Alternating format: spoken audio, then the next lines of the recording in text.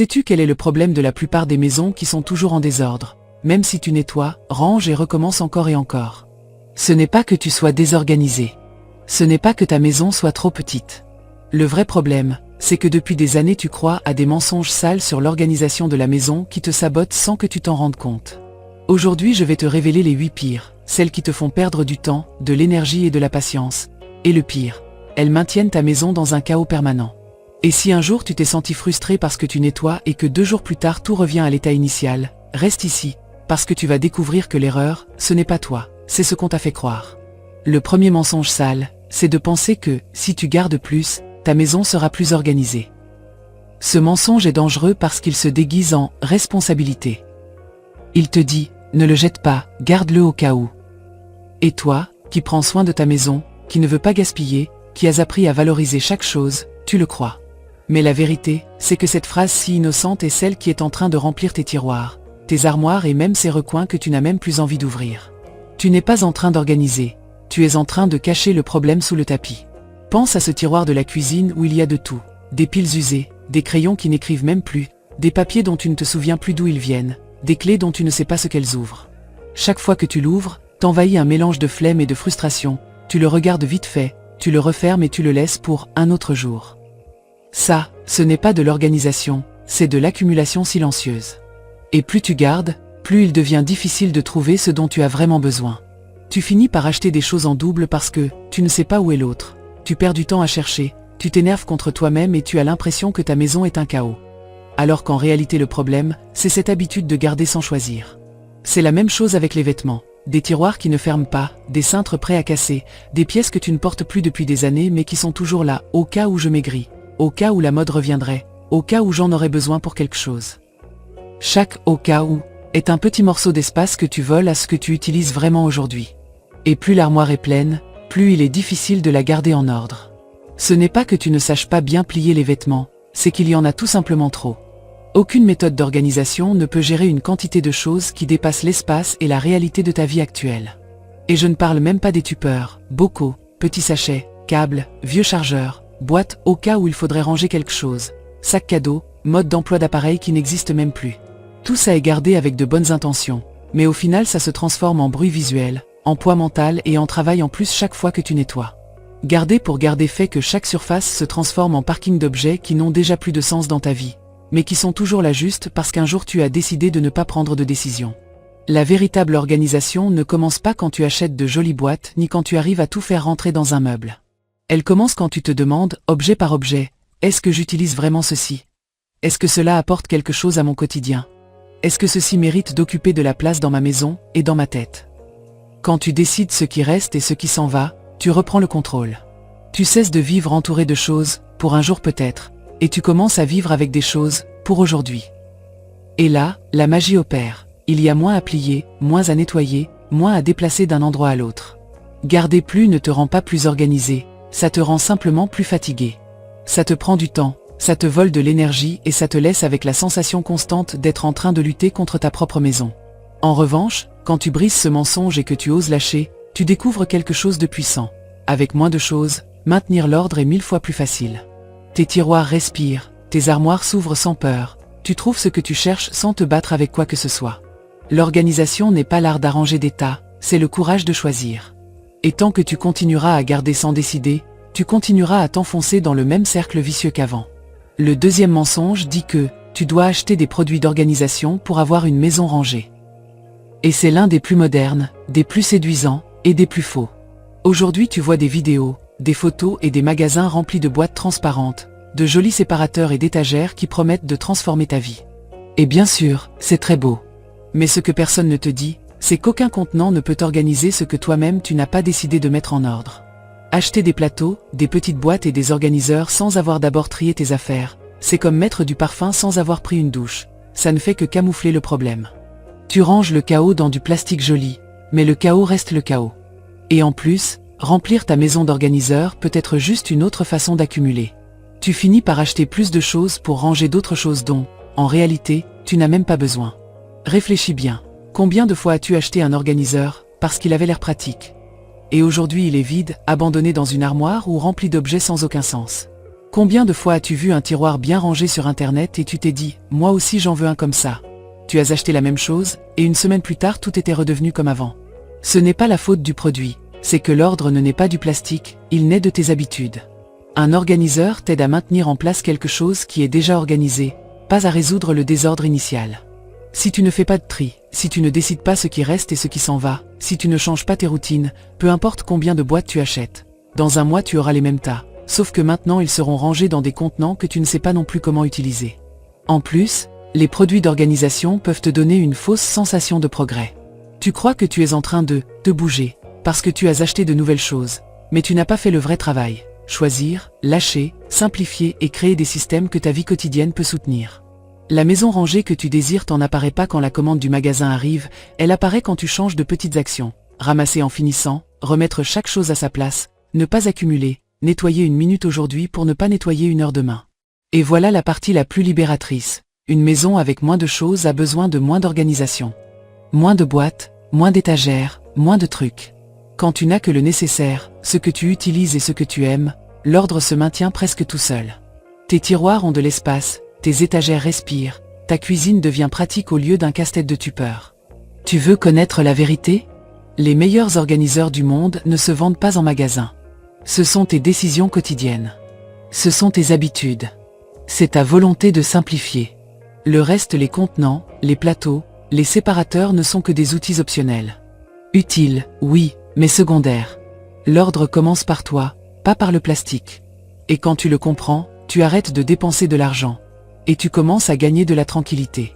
Le troisième mensonge sale, c'est que, tant que c'est hors de vue, c'est rangé. C'est le préféré des maisons qui ont l'air ordonnées, mais qui à l'intérieur cache un chaos qui bat comme une bombe. Ce mensonge te convainc que si tu mets tout dans un tiroir, dans un sac ou derrière une porte, tu as déjà réglé le problème. Mais en réalité, la seule chose que tu as faite, c'est de repousser l'explosion. Nous avons tout ce tiroir honteux, cet endroit où nous jetons les choses sans réfléchir. Tickets froissés, vieux porte-clés, chargeurs de téléphone qui n'existent déjà plus, bougies à moitié utilisées, enveloppes, pièces de monnaie éparpillées, feutres secs. Tu l'ouvres, tu vois le chaos, tu pousses un peu pour que ça ferme, et tu continues ta vie. Mais ce tiroir n'est pas rangé. Ce tiroir est un rappel silencieux d'une tâche en attente, et chaque fois que tu le regardes tu ressens ce petit pincement d'inconfort, même si tu ne veux pas l'admettre.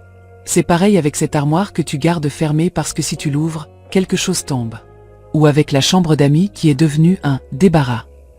Tu peux fermer la porte, oui, mais tu ne peux pas fermer ton esprit. Même si tu ne le vois pas, tu sais que c'est là. Et ce poids mental t'accompagne tous les jours, te mordant le dos, te prenant de l'énergie et te donnant la sensation que tu ne finis jamais de ranger. Et le pire, c'est que le désordre caché finit toujours par sortir à la lumière. Toujours. Quand tu as besoin de quelque chose d'urgent et que tu ne le trouves pas. Quand une visite arrive à l'improviste et que tu paniques. Quand tu veux libérer un nouvel espace et que tu découvres une montagne que tu as laissé grandir pendant des mois ou des années. C'est à ce moment-là que la bombe explose. Et tu te rends compte que cacher le désordre n'a jamais été l'organiser. En plus, le désordre caché grandit plus vite que celui qui est visible. Comme personne ne le voit, personne ne le contrôle. C'est un terrain fertile pour les « au cas où », les « je regarderai ça plus tard », les « mets-le là », peu importe. Et quand quelque chose grandit sans supervision, ça devient ingérable. Il est bien plus difficile d'organiser une zone que tu as ignorée pendant des mois que de maintenir en ordre un espace que tu vérifies de temps en temps. La vraie organisation ne consiste pas à cacher, mais à affronter. À ouvrir ses tiroirs, ses armoires, ses boîtes et dire « ça suffit ». Parce que chaque chose sans place est une décision que tu n'as pas prise. Et chaque espace que tu caches sous le désordre est un coin de ta maison et de ton esprit que tu as abandonné. Quand tu comprends ça, quelque chose change en toi. Tu commences à valoriser les espaces vides non pas pour leur apparence, mais pour le calme qu'ils génèrent. Tu te rends compte qu'un tiroir vide n'est pas un gaspillage, c'est un cadeau. Et qu'ouvrir une armoire et voir de l'ordre, de la lumière et de l'espace est l'une des sensations les plus libératrices du foyer. Cacher le désordre ne marche jamais. Ça ne fait que retarder l'inévitable. Et plus tôt tu décides de l'affronter, plus tôt tu pourras récupérer ta maison et ta paix. Le quatrième mensonge, c'est de croire que tout a une valeur sentimentale. C'est l'un des mensonges les plus douloureux et les plus difficiles à briser, parce qu'il touche directement le cœur. Beaucoup de maîtresses de maison gardent des choses non pas parce qu'elles les utilisent, mais parce qu'elles sentent que les jeter serait une trahison envers un souvenir, une personne ou une période de leur vie. Mais voici la vérité inconfortable. Tout ce qui te rappelle quelque chose ne mérite pas d'occuper ton espace, ton énergie et ta tranquillité. Il y a des objets qui sont là juste parce qu'un jour ils t'ont fait ressentir quelque chose. Mais ils ne remplissent plus aucune fonction dans ta vie actuelle. Ces lettres que tu n'as plus jamais relues, cette vieille peluche que quelqu'un t'a offerte il y a 20 ans, ces vêtements qui ne te vont plus mais qui te rappellent de bons moments, ce bibelot qui ne va avec rien mais qui vient d'une personne importante. Tu les vois, ils remuent un peu ton cœur, et tu décides de les laisser là. Mois après mois. Année après année. Mais la valeur sentimentale ne devrait pas se transformer en poids émotionnel. Tu ne devrais pas te sentir coupable de vouloir de l'espace dans ta maison. Tu ne devrais pas te sentir coincé entre tes souvenirs et ton présent. Et encore moins permettre que des objets que tu n'utilises pas, dont tu n'as pas besoin et que tu n'apprécies même pas gênent ton quotidien juste parce qu'un jour ils ont signifié quelque chose. Le sentimental ne se garde pas dans une boîte, il vit en toi. Dans tes souvenirs, dans tes expériences, dans ce que tu as appris, dans ce qui t'a marqué. Jeter un objet n'efface pas l'histoire. N'efface pas la personne. N'efface pas le moment. La seule chose que ça efface, c'est la poussière accumulée dans un coin et le stress de devoir gérer des choses qui ne correspondent plus à ta vie. Très souvent tu gardes des choses par peur. Peur d'oublier, peur de regretter, peur de sentir que tu laisses quelque chose derrière toi. Mais la vraie question, c'est, qu'est-ce qui te coûte le plus? Le lâcher, ou continuer à vivre avec quelque chose qui ne t'apporte déjà plus rien? Il y a des souvenirs que l'on honore en prenant une photo. D'autres que l'on honore en n'en gardant qu'un seul au lieu de 10. Et d'autres que l'on honore simplement en acceptant qu'ils ont déjà accompli leur cycle. Imagine ouvrir un tiroir sans sentir un nœud à l'estomac. Imagine une armoire où tu n'as que des choses que tu utilises vraiment et que tu aimes. Imagine ta maison se remplir d'objets qui représentent qui tu es aujourd'hui, pas qui tu étais il y a des années. Ça, c'est la liberté. Ça, c'est vivre dans le présent. Le sentimental ne devrait pas t'enlever ton espace, ta paix ni ton confort. Quand tu commences à lâcher, tu te rends compte que ce qui pesait le plus n'a jamais été l'objet, mais l'émotion qui t'empêchait de le laisser partir. Et en libérant cet espace physique, tu libères aussi de l'espace mental pour de nouvelles expériences, de nouveaux souvenirs et une vie plus légère. Parce que le foyer que tu as aujourd'hui mérite d'être rempli de vie réelle, pas de reliques du passé. Le 5e mensonge sale, c'est de penser que tu le feras plus tard. C'est le mensonge le plus doux, le plus confortable, et aussi le plus destructeur. Ce « plus tard » semble inoffensif, il te tranquillise, il te convainc que ce n'est pas grave si tu laisses le verre sur la table, la veste sur la chaise, l'assiette dans l'évier, le sac par terre, le tupé ouvert, la serviette jetée. Mais la réalité, c'est que plus tard n'existe pas. Plus tard est l'endroit où va mourir tout ce que tu remets à plus tard. Et plus tu envoies de choses dans ce limbo invisible, plus vite il se transforme en chaos.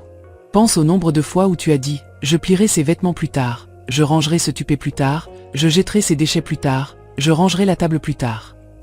1, 2, 3 petits « plus tard » ne te détruisent pas, mais 20, si.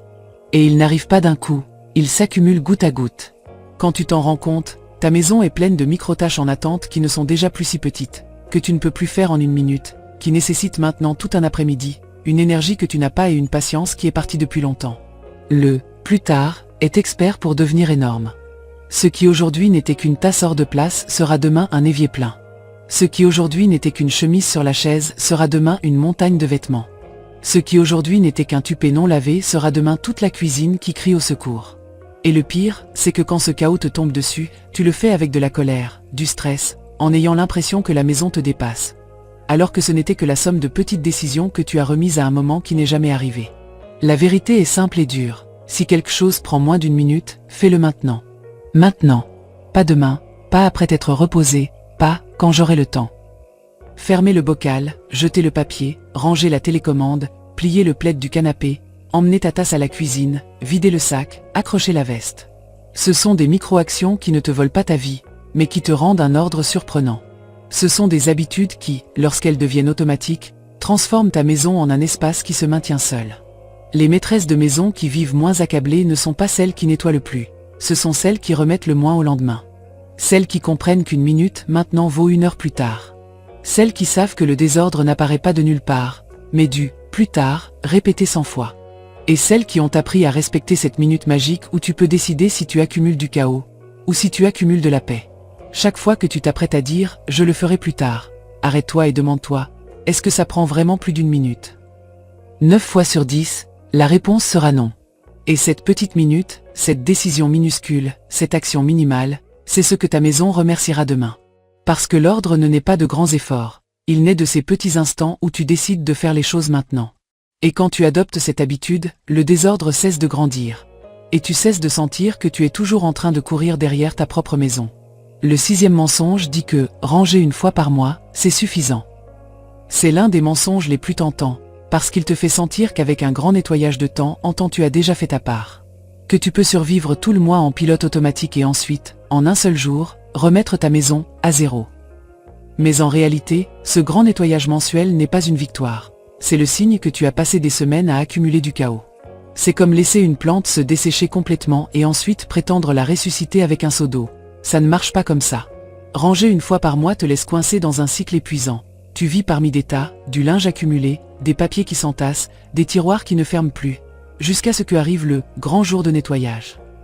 Ce jour-là, que tu promets toujours qu'il sera différent, finit par être un marathon qui te vide de ton énergie, te met de mauvaise humeur, te frustre et te donne l'impression que ta maison te dévore.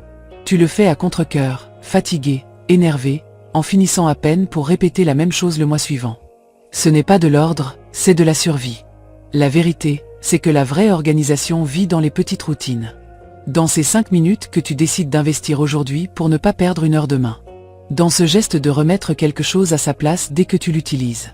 Dans la décision de ne pas aller te coucher en laissant la cuisine comme un champ de bataille. Dans le fait de vérifier ton sac avant qu'il ne devienne le musée du mois. Ces petites routines fonctionnent non pas parce qu'elles sont parfaites, mais parce qu'elles sont constantes. Ce sont des habitudes qui maintiennent ta maison vivante, légère, respirable. Quand tu transformes l'ordre en habitude quotidienne, la maison cesse d'accumuler du chaos et commence à se maintenir toute seule. Tu n'as plus besoin de te lever un samedi entier pour lutter contre d'énormes tas. Tu n'as plus l'impression de repartir de zéro chaque mois. Au contraire, tout devient fluide. Ton linge circule mieux. La cuisine devient plus rapide à nettoyer. La salle de bain ne te donne plus la flemme. Le salon reste présentable sans effort extrême. Parce que ta maison ne reflète pas ce que tu fais une fois, elle reflète ce que tu fais tous les jours. Et voici la clé. Il ne s'agit pas de nettoyer plus, mais de nettoyer moins souvent et avec moins d'efforts. Les petites routines te permettent cela.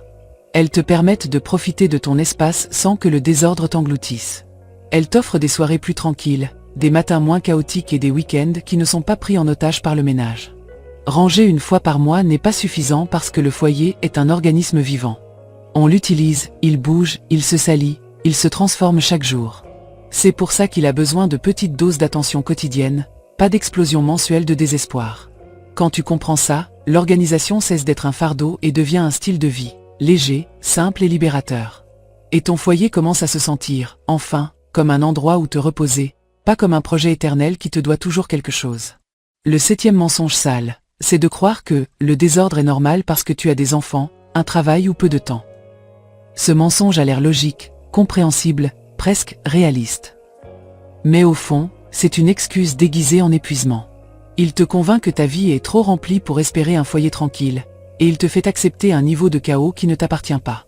Avoir une vie occupée n'est pas le problème. Le problème, c'est de penser que parce que tu es tellement occupé tu ne mérites pas de vivre dans un espace qui te soutient au lieu de te vider. Oui, les enfants dérangent. Oui, le travail prend du temps. Oui, il y a des jours où tu n'en peux plus. Mais malgré tout, le chaos n'est pas inévitable. Ce dont tu as besoin, ce n'est pas de plus de temps, c'est de moins de friction. Des systèmes simples. Des routines qui ne dépendent pas de ton état d'esprit. De petites habitudes qui fonctionnent même les jours les plus difficiles. Parce que lorsque ta maison n'a pas de système, tout dépend de toi. C'est toi qui ramasses, toi qui ranges, toi qui nettoies, toi qui te souviens où va chaque chose. Et bien sûr, tu t'épuises.